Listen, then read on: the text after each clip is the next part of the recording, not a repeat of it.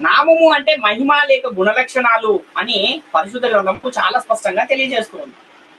మనం కనుక పరిశీలన చేయగలిగితే నిర్గమకాండంలో 34వ అధ్యాయంలో 4 నుంచి 6 వచనాలను మనము జాగ్రత్తగా పరిశీలించే ప్రయత్నం చేద్దాం.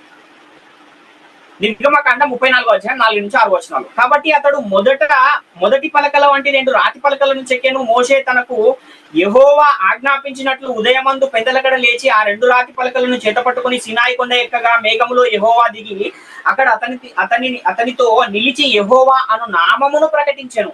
అతని ఎదుట యెహోవా అతని దాటి వెళ్ళుచు యెహోవా కనికరము, దయా, దీర్ఘశాంతము, విస్తారమైన కృపా సత్యములు గల దేవుడైన యెహోవా అని ఇక్కడ మనకు లేఖనం కనబడుతుంది. అంటే సీనాయి కొండ మీద మేఘంలో యెహోవా దిగి అక్కడ యెహోవా అను నామాన్ని ప్రకటన చేస్తున్నాడు. ఎవరికి అంటే మోషే గారి. ఏం ప్రకటన చేస్తున్నాడు నామము అనంటే యెహోవా కనికరము, దయ, దీర్ఘశాంతము, విస్తారమైన కృపాసత్యములు గల దేవుడైన యెహోవా అని ప్రకటించాడు.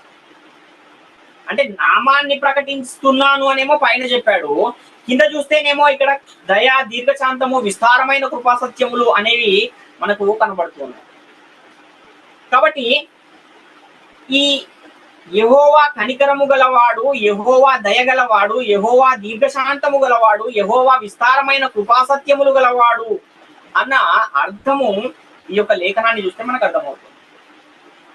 కాబట్టి ఇవన్నీ ఏంటి అంటే యెహోవాకున్న గుణలక్షణాలు, ఆయన కలిగి ఉన్న స్వభావము, ఆయన కలిగి ఉన్న నామము అన్న విషయము మనకి ఇక్కడ అర్థమవుతుంది.